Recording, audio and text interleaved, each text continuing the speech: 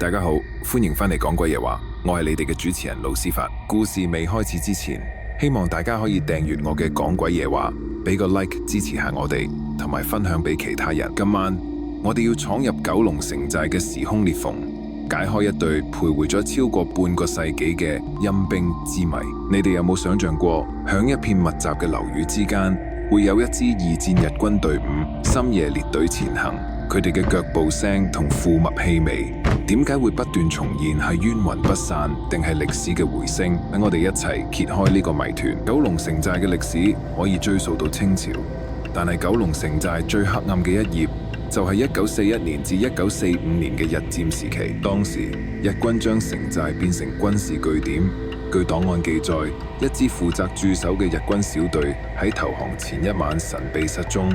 有人話日軍被游擊隊伏擊，亦有人話日軍因內部叛變而全體喪生。總之，從此再冇人見過日軍小隊嘅蹤影。住響城寨40幾年嘅陳伯係陰兵借道嘅目擊者之一。個晚熱到瞓唔着，陳伯響3樓沖緊涼，突然聽到好整齊嘅嗒嗒嗒嗒腳步聲。從氣窗望出去，見到10幾個着住殘破軍服嘅人影排成2行嘅窄巷道行。最得人驚係佢哋個個都冇面㗎。陳伯話當時嚇到腳軟，但係當佢想叫醒隔離屋時，成隊人就好似蒸發咁一樣，淨係留低一陣好似鐵鏽混埋腐肉嘅臭味。1993年參與清拆嘅阿強，至今都唔敢行近舊城寨範圍。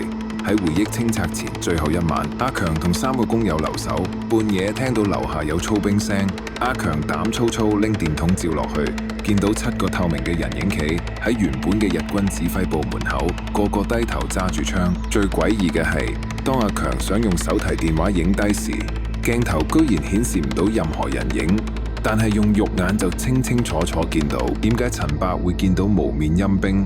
心理學家指出，當人處於極度恐懼時，大腦會自動填補視覺空白，而無面正係都市傳說中常見嘅恐怖元素。至於嗰陣鐵鏽腐肉味，可能係嚟自城寨地下管道嘅硫化嘅氣體，混合咗舊建築嘅金屬鏽蝕氣味。阿強遇到嘅手機無法拍攝現象，可能同城寨地下殘留嘅強烈電磁場有關。老舊電線同地下金屬管道形成特殊磁場，會干擾電子設備，同時刺激大腦嘅縫葉，令人產生幻視。換句話講，佢哋見到佢可能係一種集體幻覺。老斯發想問問大家，如果你深夜見到陰兵隊伍，你會點做？A 立即關槍當睇唔到， B 叫醒鄰居一齊睇， C 拎相機影低。記得留言話我知你嘅選擇。歷史嘅傷痕有時會透過感官嘅漏洞滲透現實。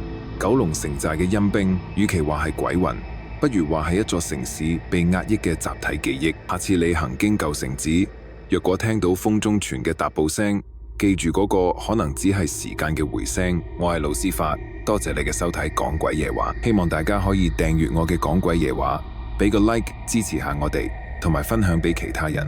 我哋下個星期六再見，繼續發掘香港都市傳說嘅另一面。